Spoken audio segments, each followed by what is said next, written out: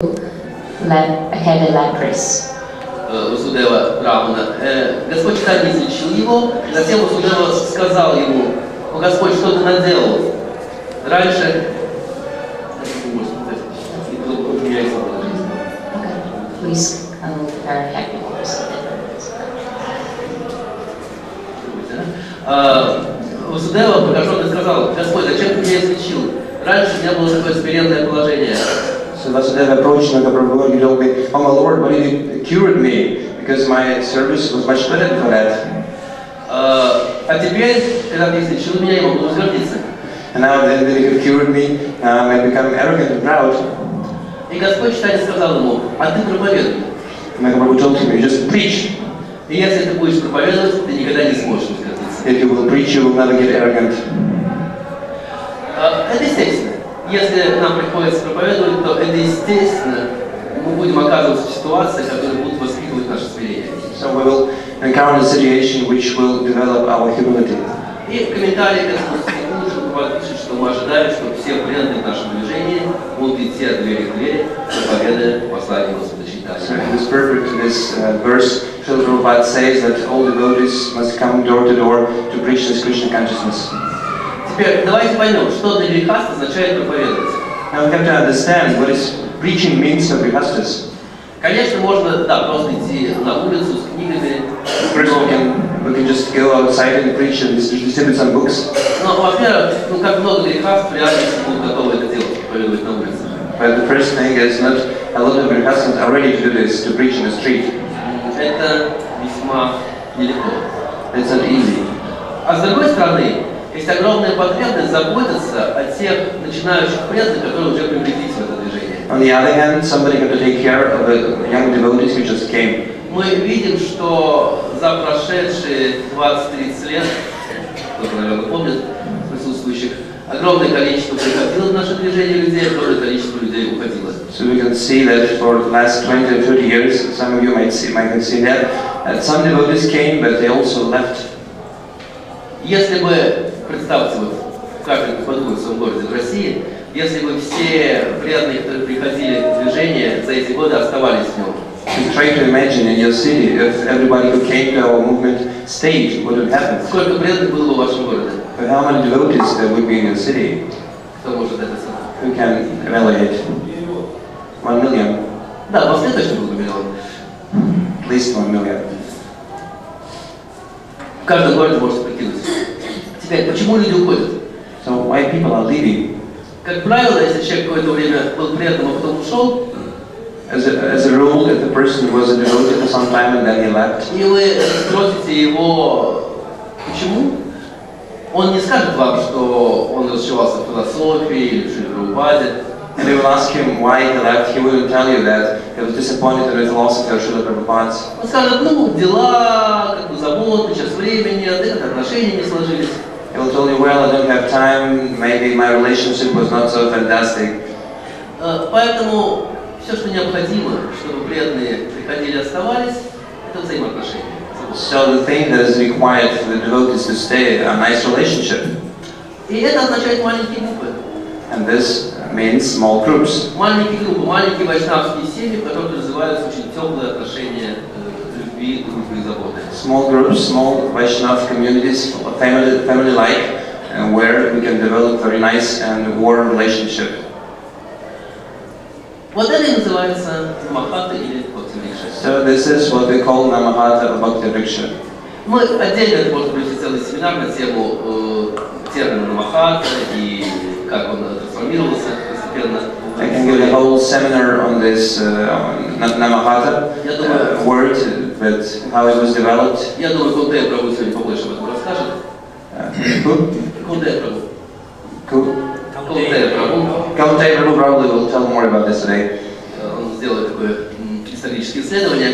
He will make this historical study. Но так или иначе, технически в ИСККОН намахатами или бхакти-врикшей мы называем такие маленькие группы, которые собираются где-то за пределами храма, дома у преданных, и в которых идет обучение и духовная поддержка.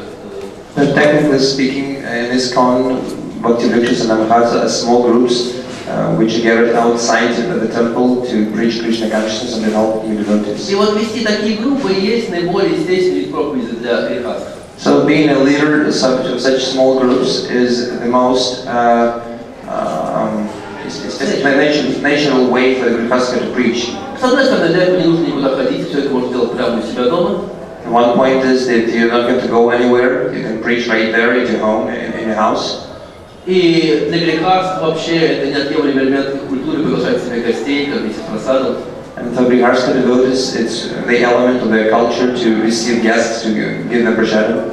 С другой стороны, это в высшей степени необходимо, как мы уже говорили, огромное количество людей могло бы стать преданными, если бы кто-то лично заботился о них. On the other hand, it is very important because, as we have already stated, that much more people would have stayed and came if somebody would take care of them. Больше того, когда мы хорошо заботимся о начинающих преданных, то что они начинают делать? So let's say more, if they take a nice care of the junior devotees, what are they starting to do? Они начинают приводить все больше и больше новых преданных. They start bringing more and more devotees, other devotees. Начинают приводить своих друзей, знакомых, родственников. They start bringing their friends, relatives. Таким образом, община начинает расти естественным образом. So the congregation naturally develops and is increased. Я все это рассказываю для того, чтобы показать, что возникновение продвижения Бхакти-врикш – это нечто очень естественное, закономерное и необходимое для ИСККОН. So I'm telling all these things just to summarize that this Bhakti-vriksha is a very natural movement for ISKCON. It is very required. И почему, тем не менее, это новая культура? And at the same time, why this culture is new? Потому что предыдущие десятилетия ИСККОН все-таки в основном это были храмы и брахмачари. Because in previous decades, ISKCON were mostly for brahmacharis, the temple and brahmacharis. И хотя прихожане были, но они не играли такой заметной роли. So some congregational devotees were also there, but they didn't play such a big role as it is now. И как я сказал, всегда есть соблазн идти просто по пути традиционной религии. And as I have told previously, we always had this chance to follow the way of traditional religion. Это проще. This is much easier. Это не требует усилий от прихожан. It doesn't require much effort from the congregational И это devotees. ставит священника в некое привилегированное положение. And also it gives a privileged position to a priest. Поэтому, хотя ИСККОНу по сути своей это не свойственно, тем не менее, зачастую наши ядры тоже превращаются в такие островки традиционной религии. But usually that's not what happens in ISKCON, but sometimes we see that in some places that's what is happening. То есть священники и пассивные прихожане. So we get some priests and we get some passive congregational devotees. Поэтому мы говорим, что Бхакти-врикша это новая культура, по сути это эволюционная культура. That is why we can say that this Bhakti-vriksha culture is new to ISKCON. Но она является совершенно необходимой, если мы хотим сохранить дух и настроение Шрилы Прабхупады. But if we want to keep the spirit and the mood of Srila Prabhupada in our movement, we definitely have to develop this culture. Если мы хотим исполнить те задачи, которые поставила перед нами Шрила Прабхупада, и в конечном итоге сам Господь Чайтанья. We want to fulfill what has been made for us by Srila Prabhupada and Chaitanya Mahaprabhu. Потому что традиционная религия быстро расти не может. Because traditional religions cannot grow very fast. Традиционная религия обычно поддерживает то, что уже есть. Traditional religions are mostly they're just supporting what is already there. Но такое быстрое или революционное распространение требует того, чтобы в этом участвовали все члены. But in order to spread this movement fast and in a revolutionary way, it requires that everybody has to preach. И вот это может быть обеспечено только через культуру Бхакти-врикша. And this can be achieved only through the Bhakti-vriksha culture. И сейчас мы перейдем к некоторым примерам, которые покажут, как это работает. Now I will give some examples to show how all these things work. Сам термин Бхакти-врикша, как вы, возможно, знаете, был введен Шрилой Джапатака Махараджем в 1995 году. So this word Bhakti-vriksha was introduced by Srila Jayapataka Maharaj in 1995, as most of you know. Если говорить коротко, то Бхакти-врикша это такая намахата, которая ставит своей целью порождение нового группы. Speaking shortly, Bhakti-vriksha group is a namahata which aims to create new groups. Which aims the creation of new groups. Сама метафора дерева. Бхакти-врикша — это дерево бхакти. Bhakti-vriksha is a tree of bhakti. И как растет дерево? Вначале возникают эти росточки, из него возникают две веточки, потом еще веточки, еще веточки, еще веточки, будет искать большой растение. So how a tree is growing, first there is a creeper, and after this creeper some branches come and the tree gets bigger and bigger. Вот таким же образом, используя такую же метафору дерева, может расти большая вайшнавская община. So in the same way, by using this metaphor of a tree, the big Vaishnav congregation can also grow. Дайте, пожалуйста, книжечку, мы нужно чуть показывать. Книжки здесь все, что есть.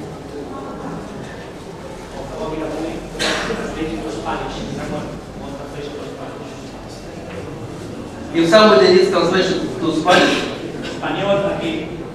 he can do.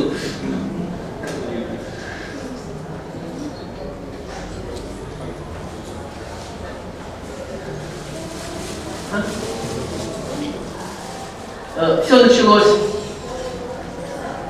началось вот с этого учебника, который в 1997 году написал Kaunteya прабhu по материалам семинара Махараджа. Everything started from this textbook in 1997, which was written by Kaunteya prabhu based on Jayapataka Maharaj's class. Учебник назывался Bhakti-vriksha Manual. This textbook goes under the name Bhakti-vriksha Manual. По-русски мы его назвали более поэтично «Ветви Бхакти». But in Russian we called it in a more poetic way, branches of Bhakti. И вот начиная с 1997 года, повсюду в мире, в том числе и в России, на основе этого учебника преданные стали пытаться развивать Bhakti-vriksha. And starting from 96 and 97, all over the world, not only Russian, devotees try to develop these Bhakti-vriksha groups. В самом начале этого учебника приводится диаграмма, которая показывает, какой эффект может дать развитие Bhakti-vriksha. In the beginning of this textbook, there is this diagram which shows how successful the Bhakti-vriksha can be, how it can Если grow. просто каждая группа будет раз в год порождать одну новую группу, то есть количество групп будет удваиваться ежегодно, вот такая диаграмма получается. If from one group which is already there, another group will appear once in a year, this is what we'll get. То есть мы начинаем с 2 групп, потом 4, потом 8. So 2 groups, then 4 groups, then 8 groups. Но через 10 лет мы получаем уже 1000 групп. But in 10 years, there'll be 1000. И дальше это может продолжаться до тех пор, пока все жители страны не станут преданными. And it continues until all the population of the country becomes devotees. Все это было подробно описано в этом учебнике. So everything is described really nicely in this textbook. Преданные прочитали все это. Devotees have read all of it. Посмеялись и поставили на полки. They laughed a little bit and then they put this textbook to the shelf. Thank you. Попытки делать Bhakti-vriksha были и в 90-е, 2000-е годы, но вот этого взрывного роста не получалось. So there were some attempts to develop Bhakti-vriksha in the 90s, but it was not growing. Иногда группы делились раз в 3, 4, 5 лет. Sometimes the groups were splitting, maybe once in 3 or 5 years. Но в целом особого роста не наблюдалось. But in common, we cannot tell that the growth was there. Но было одно место в мире, где Bhakti-vriksha сработала на 100%. But there was one place in the world where this Bhakti-vriksha program worked 100%. Это был Оман, индийская община в Омане, где проповедовали вот эти вот двое преданных. It was this Indian congregation in Oman. There, those 2 devotees preached. Это Виджая Гопал Прабху и Младший Прабхупада. Виджая Гопал Прабху, Гопал Прабху, Младший Прабхупада. Ученики Шилы Махараджа, которые всем сердцем приняли эту его идею и старались воплотить ее в жизнь. Disciples of Srila Jayapataka Maharaj who wholeheartedly took this idea and started to develop it. И у них это получилось. Они начали с 5 Bhakti-vriksha, через полгода у них уже было 10, через полгода 20, через полгода 40 и так далее. And they succeeded, so in the half of They started from 5. They started from 5 groups, then in 6 months it was 10, and then it got bigger and bigger. В общем, к 2000 году у них была община в 3000 преданных. So by 2000, by year 2000, they had a congregation of 3,000 devotees. Когда начинали, они вдвоем. Although they started there were only two of them. Вот в этой книге потом написана вся эта история. So this book has this story. В свое время я задал вопрос Мадхи Прабхупаде, чем вы объясняете свой успех? At some point I asked this question to Prabhupada, why he was successful? Почему нигде не получилось, а у вас получилось? Why nobody succeeded, but you did? Она сказала, потому что мы не искали оправданий. She told me that's because we were not looking for excuses. Когда что-то не получалось, мы не искали не оправданий, а мы искали способы преодоления. When something went wrong, we were not looking for excuses, but we were looking for ways to overcome this. И в конце концов мы находили пути решения любых возникающих трудностей. And eventually we have found ways to solve all difficulties. Но, конечно, главное, что сделали Джен Гопал Прабхупаде, The main thing главный секрет успеха, это вот эти модули. So these are these textbooks. То есть эти вот изначальные идеи Джабраки Махараджа, они превратили в разработанную систему учебных материалов. So they developed a system of textbooks based on this textbook based on Srila Jayaprakash Maharaj lectures. То есть 5 модулей, 64 недели, 15 месяцев. 5 modules, 64 weeks, 15 months. За которые начинающие преданные превращаются в серьезных практикующих вайшнавов, которые готовы сами вести новые группы. And so in 15 months, the junior devotees becomes nice serious devotees who can lead their own groups.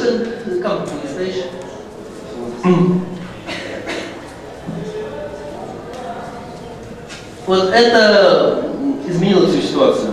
So this changed everything. И самое важное, что в эти модули уже была заложена идея того, что все члены группы должны становиться лидерами. And the most important thing that in these modules, this concept was there that all Bhakti-vriksha attendants must become leaders at some point. Само обучение по этим модулям построено так, что члены группы, естественно, подводятся к идее того, что они должны начать вести свои собственные группы. So the education is organized in such a way that all group members at some point understand and they get to this idea that they'll have to lead their own group.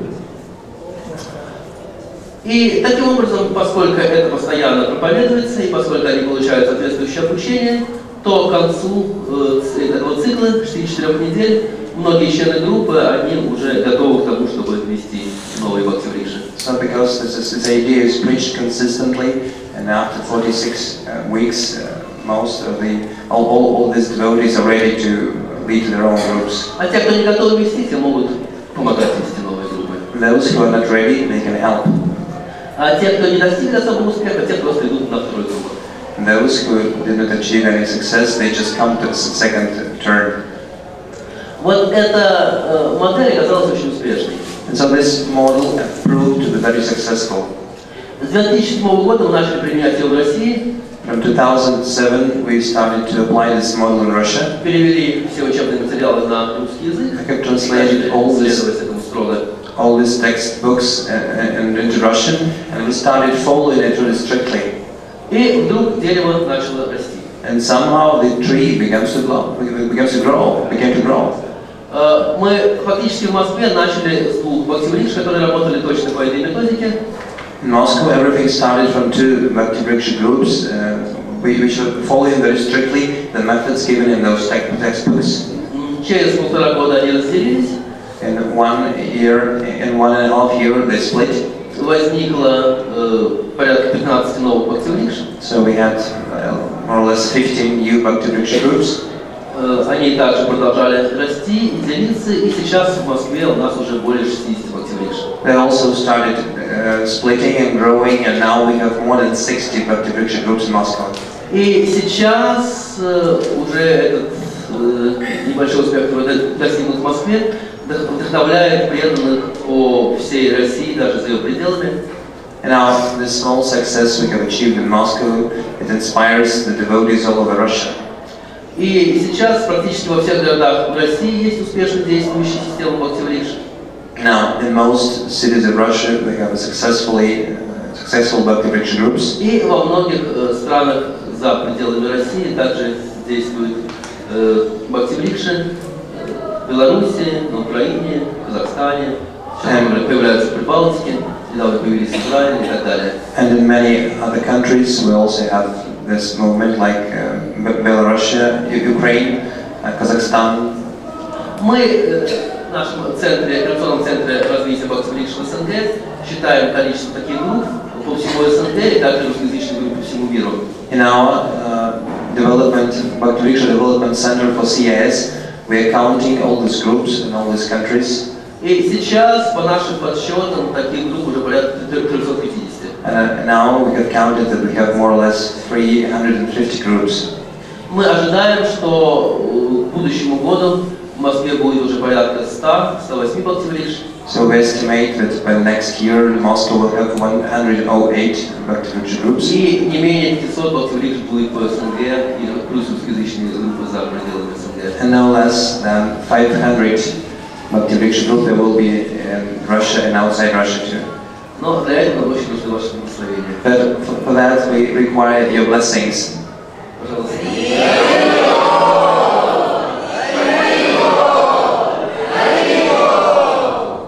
Большое спасибо.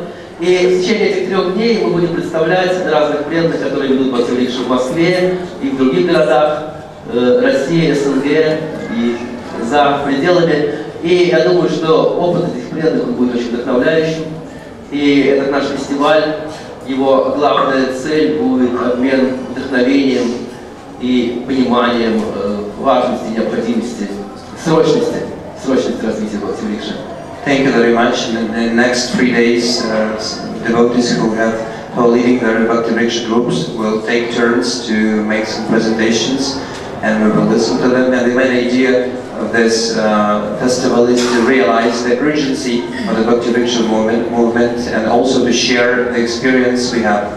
Конечно, за счет таких вот больших программ на сцене мы не можем обучить всем деталям искусства ведения Бхакти-врикши. Of course, by having this stage programs, we will not be able to teach all of you all small details of the Bhakti-vriksha group. Эти программы на сцене будут предназначены больше для обретения вдохновения. So this stage programs are mostly made for acquiring inspiration. Но мы планируем также во второй половине дня проводить показательные Бхакти-врикши и консультировать преданных в отношении развития Бхакти-врикши в их ятрах. Also, in the afternoon, we plan to make another program to make an exemplary Bhakti-vriksha group to show how it works. Вот. У меня сейчас вопрос, папа, кто из присутствующих хотел посетить такие показательные занятия Бхакти-врикши? So I have a question. Please raise an arm if you want to attend one of those exemplary groups. Спасибо большое. Я так и думал, поэтому первое такое занятие будет сегодня в 4 часа дня в Вайшнавской академии на 3-м этаже. Thank you very much. So the first meetings will be today, 3 o'clock. С 4 часов. Starting from 4 o'clock in the Vaishnava Academia building. Вайшнавская академия напротив Гошала находится гостиница. It's on the opposite side of Goshala. На 3-м этаже. The third floor. Зал, вы видите, там будет проходить показательные Бхакти-врикши, и также я буду там находиться и буду готов отвечать на любые вопросы. There is a hall there, so we will make an exemplary Bhakti-vriksha there. I also will be there, and I will be delighted to answer all questions that you have. И такие же консультации и показательные Бхакти-врикши будут проходить у нас и 6 и 7 числа. Also, we will consult you and make this exemplary Bhakti-vriksha groups on the 6th and the 7th March too. Вот также у нас для вас есть все необходимые материалы для успешного проведения Бхакти-врикши на русском языке, и там также история с англоязычными материалами. Also, we have all the materials, all the textbooks in Russian and in English. И мы также подготовили для вас специальные диски с записями семинаров, подробных семинаров по Бхакти-врикше. Also, we have prepared special CDs with lectures and classes on this topic. Потому что здесь мы все не расскажем, и если вы хотите успешно вести Бхакти-врикшу, нужно внимательно послушать подробные семинары на эту тему. Today we will tell about those things, but if you want to lead a successful group, you have to study these lectures very Вот carefully. на этих дисках мы собрали эти такие образцовые семинары по искусству Бхакти-врикши. So this contains the exemplary seminars and classes for the Bhakti-vriksha groups. Эти можно взять в свои города и там внимательно слушать вместе с You can take другими. the cities to your city and listen very carefully there. У нас также есть диск со всеми семинарами прошлогоднего летнего фестиваля Бхакти-врикши под Москвой. We also have a disc with all recorded classes from the last year's summer Bhakti-vriksha festival in Moscow. У нас также должен появиться из Москвы диск со всеми записями последнего зимнего фестиваля Бхакти-врикши. Also, Еще не пришел этот диск? do we have this disc now? At some point, this disc will appear from all classes from the winter Bhakti-vriksha festival in Moscow. Также есть очень красивый фильм о прошлогоднем зимнем фестивале Бхакти-врикши и снежной ротоятры в Москве. Also, we have a very nice disc with the movie about the winter Bhakti-vriksha festival in Moscow and the Ratha-yatra which was there. Пожалуйста, всеми этими материалами можно будет пользоваться. У нас даже есть этот фильм на английском языке, представьте. We also have this movie in О English. зимнем фестивале с переводом на английский. So it was translated into English. Мы тщательно подготовились. So we are ready. We are really prepared. Вот. У нас также будет еще много интерактивных моментов. Сегодня в течение дня мы будем представлять преданных, которые придут в группы, они будут делиться своим опытом и вдохновением. Today we also will have some interactive moments, and some devotees will share their experience and give you their inspiration. Но сейчас мы хотели бы от всей души приветствовать Шримана Kaunteya прабху, который присоединился к нам.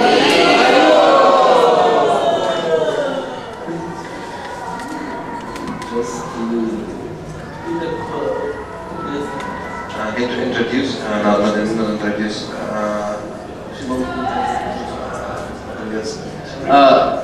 Greet, yeah. Also want to greet Srimad Kaunteya Prabhu.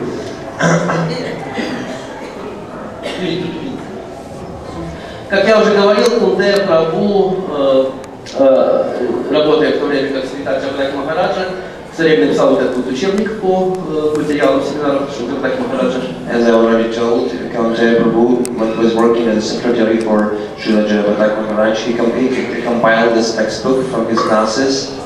Также еще в 90-е годы мы с Kaunteya прабху исколесили Россию вдоль и вперед, проводя годные семинары по программе Бхакти-врикши. Also, in the 90s, we traveled all over Russia and giving seminars, me and Kaunteya Prabhu, on the Bhakti-vriksha movement. Это были первые посеянные семена будущих успехов Бхакти-врикши. So it was when we sowed the first seeds of the successful Bhakti-vriksha groups. Сейчас Kaunteya прабху официально является со-министром развития вайшнавских общин ИСККОН вместе с Джаганаки Махараджем. Now Kaunteya Prabhu is a co-minister along with Srila Jagannath Maharaj for developing the congregation. Так он является министром развития вайшнавских общин, кроме того, он член GBC. So also he is a GBC member.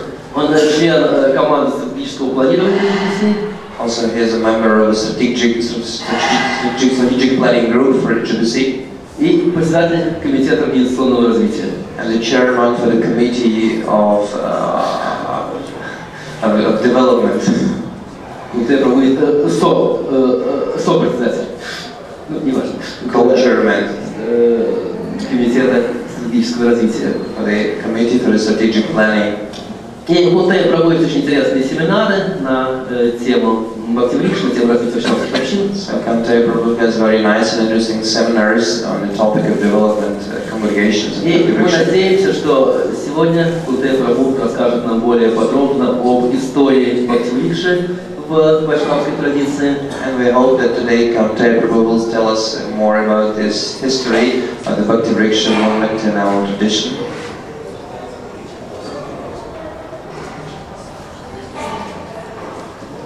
И о том, как корни Бхакти-врикши можно найти в наставлениях Шрилы Прабхупады. And also how we can find the roots of Bhakti-vriksha in instructions of Srila Prabhupada. Тема сегодняшнего семинара Бхакти-врикша основана на передаче полномочий. So today's topic is Bhakti-vriksha is based on giving the authority, empowering people. Вот, поэтому давайте еще раз от всей души приветствуем в нашем фестивале Его милость Kaunteya прабху.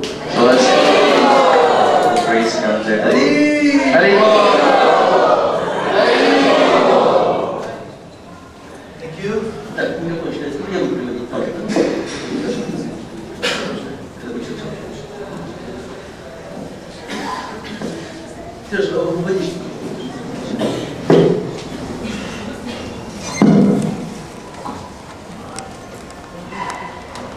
How many of you speak English? Please raise your hand.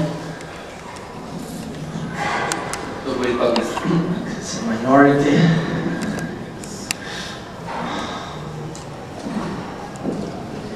Okay, so today's presentation is entitled Bhakti-vriksha based on empowerment. Итак, название сегодняшней презентации «Бхакти-врикша» основана на передаче полномочий. And we will briefly explore the theological and historical roots of Bhakti-vriksha. Мы также коротко рассмотрим с вами теологические и исторические корни Бхакти-врикши. But